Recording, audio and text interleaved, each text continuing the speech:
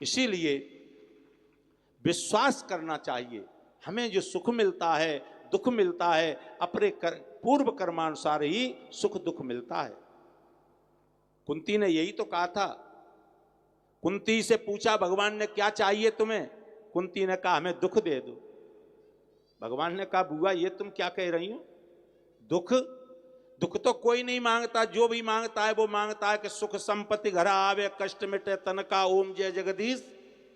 यही तो मांगते, सुख आवे, संपत्ति आवे, शरीर का कष्ट दूर हो जाए।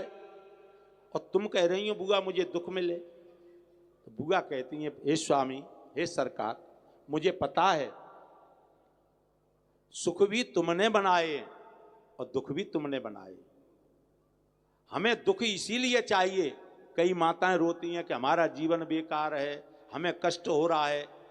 लेकिन कुंती से शिक्षा लो, जीवन में जो माताएं पुरुष वर्ग परेशान हैं, भगवान तुम्हारी बिल्कुल परीक्षा कर रहे हैं, साथ हैं भगवान। ये बात लिख लेना, यही तो कथा सिखाती हैं।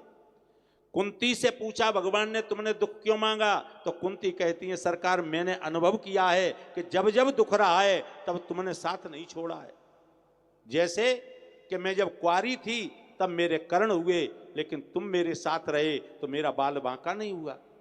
उसके बाद मेरा विवाह हुआ तो पांडु रोगी मिले मेरे पति, उनको श्राप लगा कि जब तुम अपनी पत्नी के पास जाओगे तो तुम्हारे शरीर के 100 टुकड़े हो जाएंगे। तो मैं पति के सुख से वंचित रही, हे प्रभु फिर भी आपने साथ नहीं छोड़ा।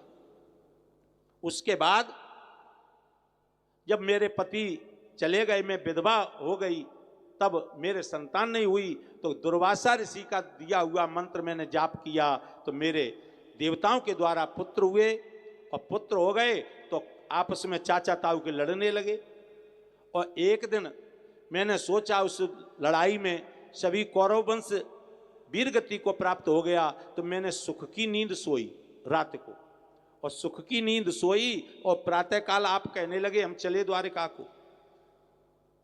इसीलिए हे श्याम सुंदर, जो हमें छोटे से लेकर आज तक दुख मिला है, ये दुख मिलता रहा, तुम मेरे साथ रहे, आज हम सुख की नींद सोए और तुम कह रहे हो हम चले द्वारिका को।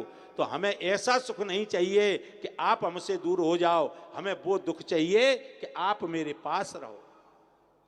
इसीलिए सुख भी मुझे प्यारे हैं, दुख भी मुझे प्यारे हैं, छोड़ूं किसे भगवन दोनों ही तुम्हारे। हम छोड़ नहीं सकते।